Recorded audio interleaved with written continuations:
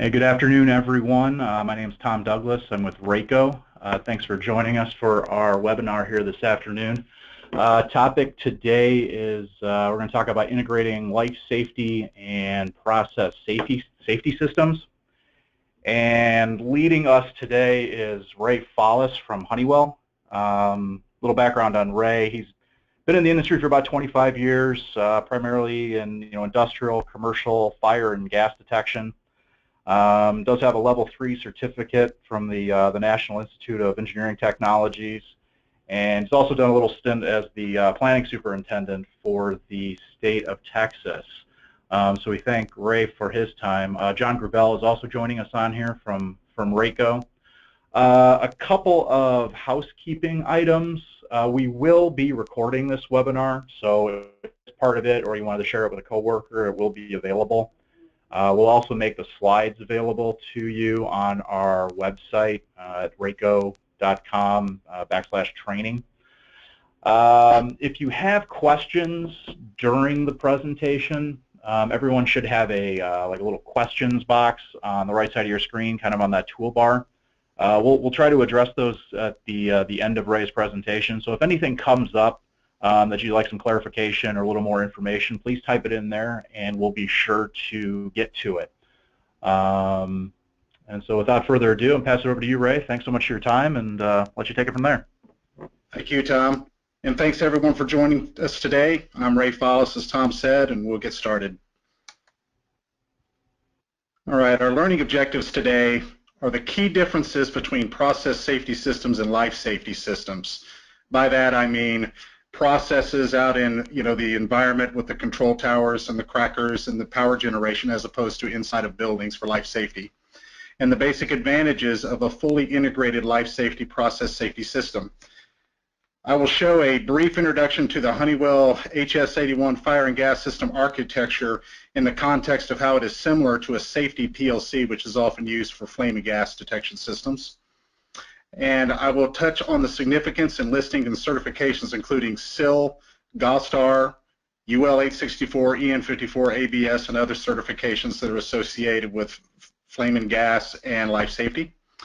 And an introduction to the HS81 configuration software and how that might differ from a safety PLC or any PLC's type programming configurator.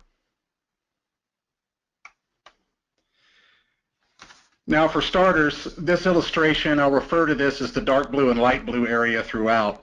Again, the production area of a plant is, where you may have your distillation towers and the actual processes taking place. It may very well be a Class 1 Div 2 or Class 1 Div 1 area. And then the light blue is the occupied spaces, like an admin, a control room, process building. In the MCCs, or motor control centers, and remote equipment enclosures may be scattered throughout the production area as well. Okay. Now, the significance of this designation is that when you talk about fire detection and fire safety and flame and gas detection, these different types of spaces have different types of requirements and philosophies. In the commercial fire detection, or the light blue areas, you have office space, typically occupied. Detection and evacuation is the goal. Building codes are the driving force as far as the placement and performance of devices. Smoke and heat detection is the typical technology. Redundant controls are not typically required, and little interaction with building controls takes place, maybe a little in HVAC to stop the spread of smoke, and UL approvals and EN54 in the European districts prevail. In the process areas, the goal is to reduce risk and hazard, and it's performance-based, meaning where will the gas be present, where will flames be present, and that's going to define how a system is designed as far as field devices. Flame, gas, smoke, and heat detection devices, often explosion-proof, are intrinsically safe for what is used.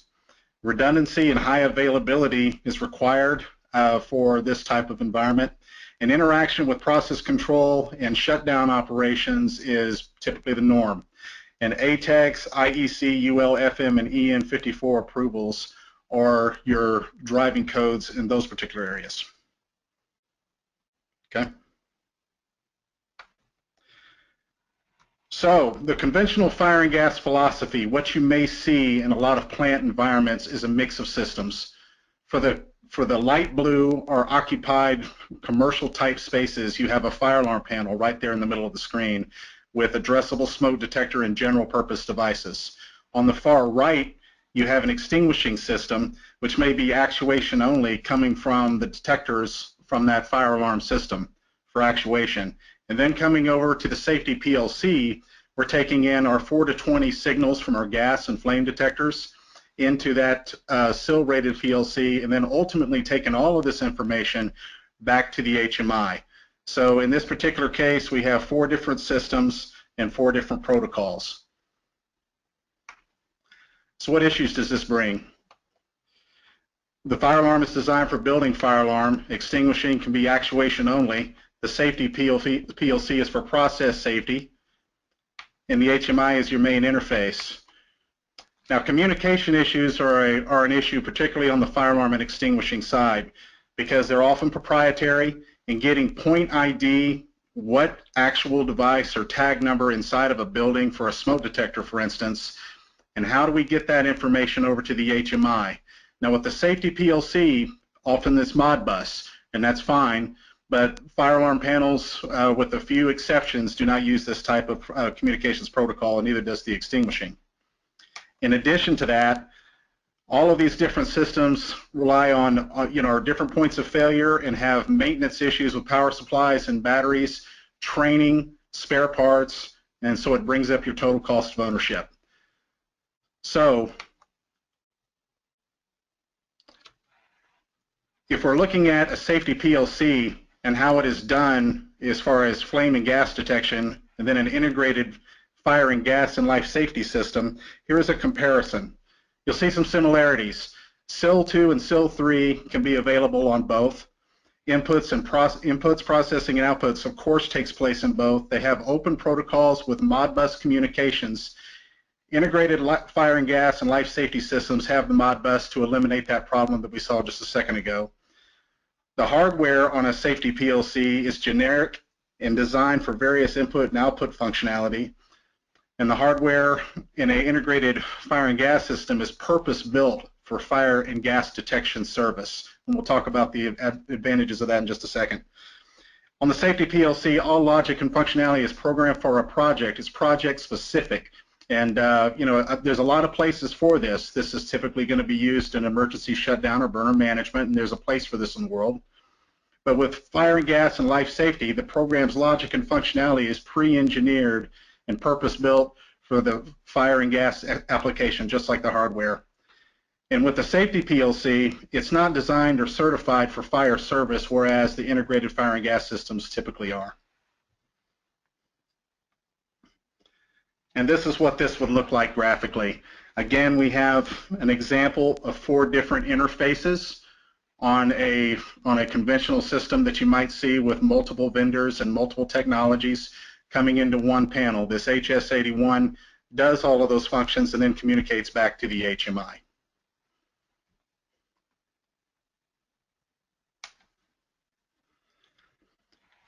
Now, the panel architecture like this is very similar to that of a PLC or a safety PLC. You'll see on the top rack it has a display.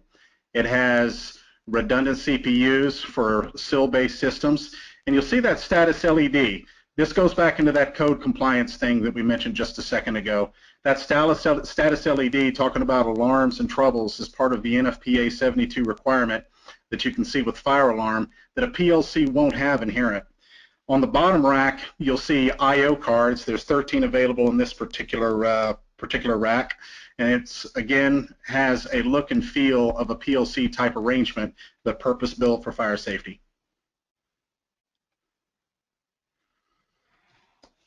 The HS81 has hot swap capability, meaning that we do not have to power down the system to replace a bad card. The program is housed inside the CPU, and when you replace a card out of your spares, the CPU auto reconfigures the card and you're back up and running in minutes. So all you really need to replace a bad card in this particular case is a screwdriver and a spare in just a few minutes. If you have a redundant I/O set up for a SIL3 application, you don't have any downtime at all of any of the circuits, but no power down is necessary to do this.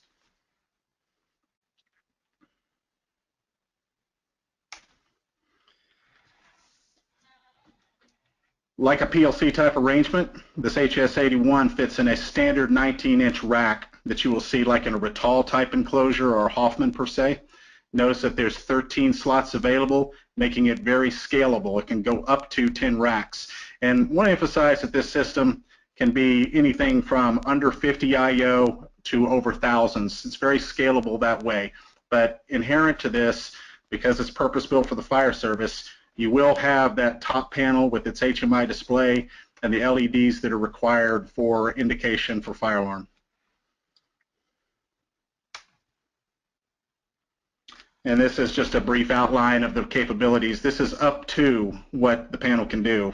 Obviously, it can go to a large number of I/O, but on that top line, you'll see that there's UL and EN54, the European standard. And one thing to notice is that the UL has 6 racks capable per enclosure, and the EN54 has 10. And the reason for that is different code requirements and different performance requirements for fire service. Again, so with an integrated system like this, it's something that is pre-engineered that a safety PLC would have to be done from scratch.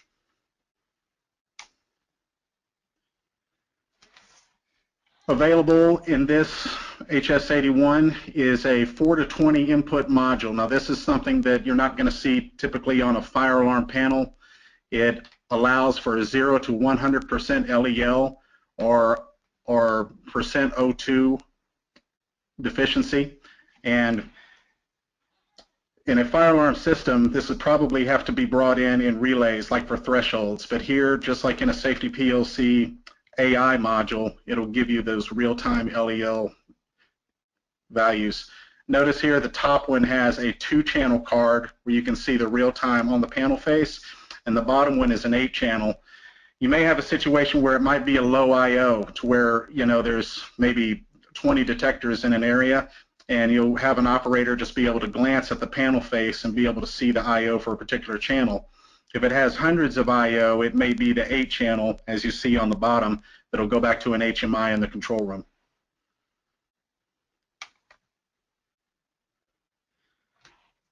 Now, a strong differentiator with the safety PLC type arrangements is loop smoke detection. Again, this is like the light blue area commercial space smoke detection that is available on this panel, integrated into the fire and gas as well.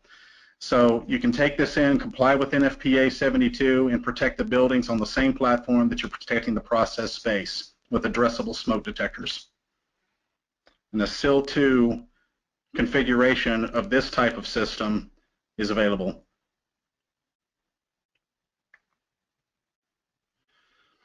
In addition, there may be a situation where conventional or non-addressable smoke detection is desired in a space. This panel does have that capability as well. This is something that also acts as a discrete in module that you might see in a C-type arrangement.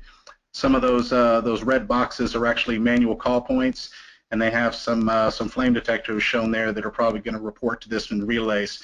So if analogs aren't required, the DI can be used as well, and it can double as a conventional zone smoke detection card.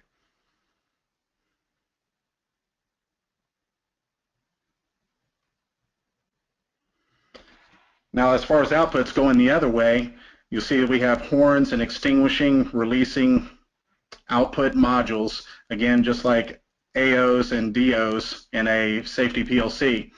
The difference being that in an integrated fire and gas and life safety system, we have this complying with the codes of NFPA 72 and everything that's applicable that way for circuit supervision. Again, pre-engineered and purpose-built.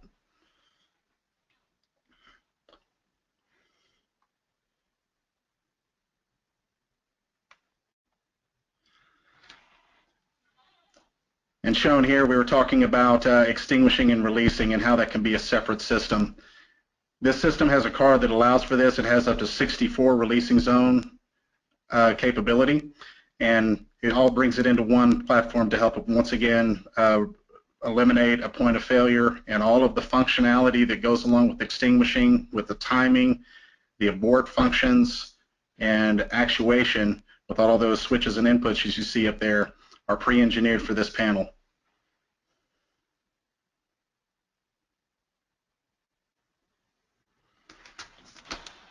And with that all coming together on one platform, the communication can go back to the control room or to a dedicated workstation via Modbus to give point-to-point ID and up-to-minute information and status on each one of these tags and field devices.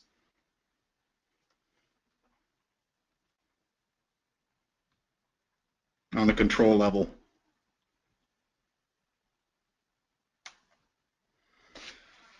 All right, this network diagram depicts where a system like this would fit into a total solution or a plant type environment. Of course, on the top you have your enterprise software, control room, and servers. And in the middle section is your industrial network controllers. The far left has DCS controllers, and then there's a safety PLC. In almost every plant environment, you'll see something out there like this. This particular one is an emergency shutdown. And this HS81 is combining, again, the fire alarm and extinguishing into one platform and performing other functions and going back into the control environment, eliminating some points of failure in other panels and vendors.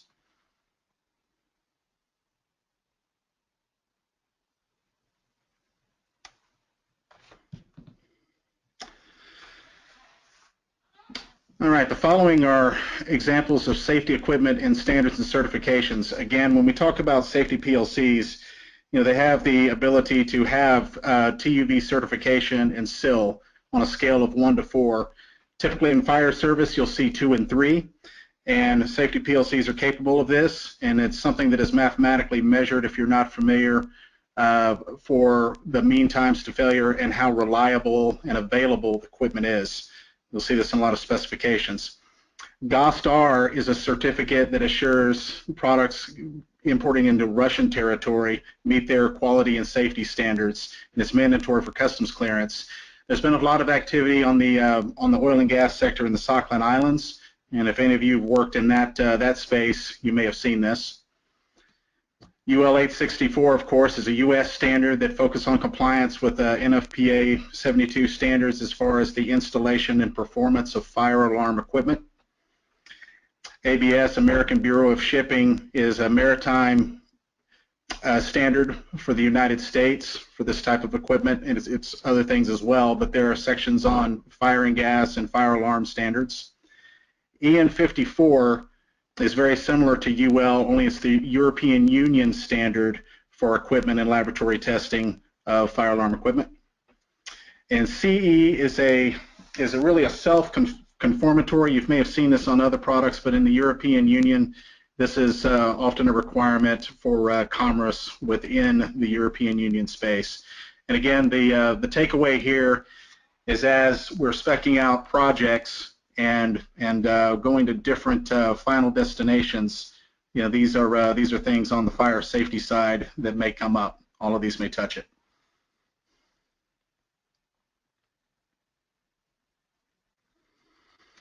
All right, and like the hardware, the system configurator is purpose-built and pre-engineered to accommodate for the requirements of a fire and gas type system, and it also provides self-checks. This is just an overview look of what it looks like. It's a little bit different than the ladder logic or function block program that you may see on a PLC or a distributed control system. It will feature 3 different spreadsheet type pages that are very reminiscent of Microsoft Excel. They have drop-down menus, and it has an input, an output, and a rules page. On the input page, you select for a particular card on line 1 what type of device, and they'll automatically populate different parameters and ask questions about what kind of performance we're looking out of that device. For instance, on a 4 to 20 gas detection device, it'll ask the gas levels that are available. What do you want it to do? Do you want to do 20% ALEL for warning and then 50% for alarm, for instance? And then down on the output page, that's where it will link up with that line 1 for an output circuit, showing it exactly what it wants to do given the performance of that particular device on the input. And the rules is simply, the if-then type statements. Do we have any kind of voting we want to take place or whatnot? Again, in a drop-down type function, you can organize it that way. It's very intuitive, and we have found that with a day's worth of training, people really get a familiarity with this and are ready to start at least becoming familiar with their own programs for their own projects. And as they do this, again, similar to an Excel type spreadsheet, if you have something that's incorrect, or you have a some kind of circular logic, it will tell you and alert you to those errors so you can go and correct it and give you a graphical representation of the panel. The idea is time saving during the fabrication phase and during the SAT and FAT phases of a project.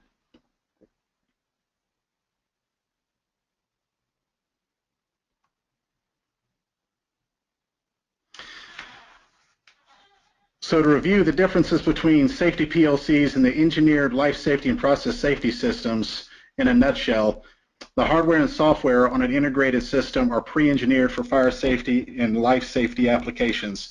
They both have a lot of similarity in their functions as far as inputs, processes, and outputs and safety levels, but the fire and gas is made for that type of application. The advantage for this is that even if you were to take a safety PLC and build it to perform as a fire alarm or a gas and flame detection system, there are certifications that will not be part of your build, which may be required for liability reasons, insurance reasons, and safety reasons in a facility. Multiple platforms are combined, including fire alarm, flame and gas, and extinguishing functionality to eliminate points of failure and maintenance concerns. And finally, the process safety functionality integrated into fire and gas eliminates a single point of failure. I've said this a few times, but basically this is referring to the handshake that doesn't have to take place between a fire alarm and a safety PLC. All of those can be operated out of that single platform, so the multiple points of failure that are there with that communication bus are no longer existent and therefore safer.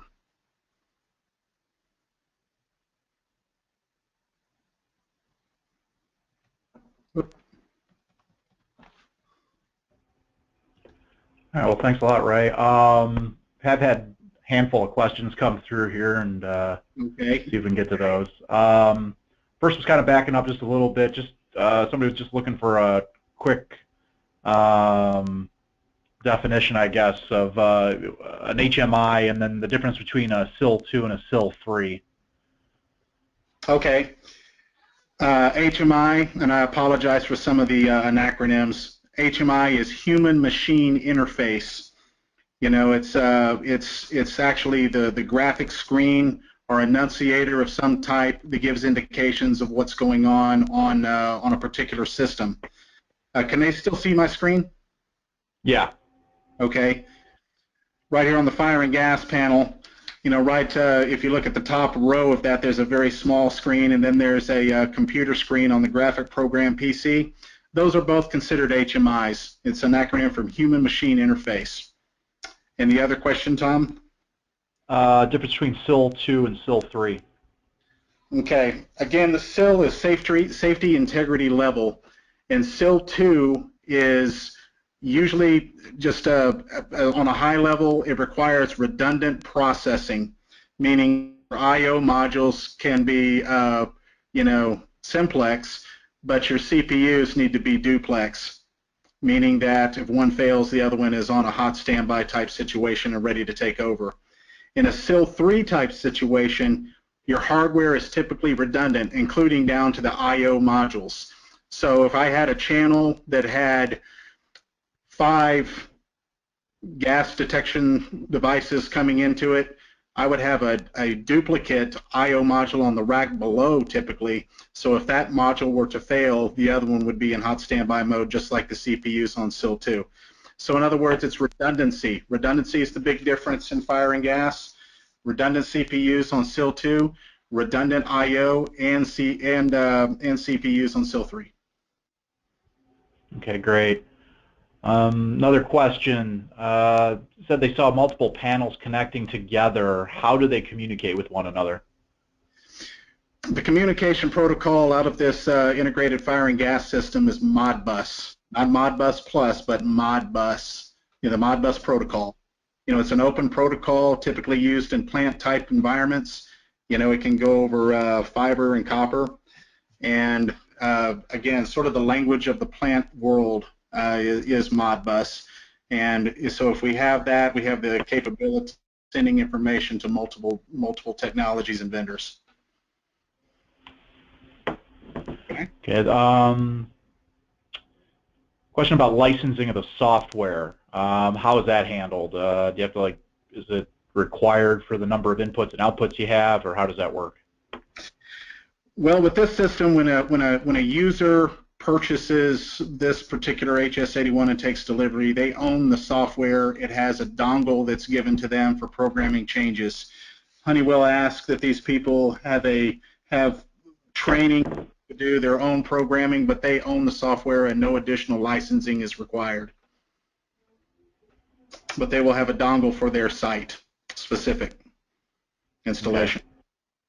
Okay. If you have an industrial application, why can't you use a fail-safe circuit?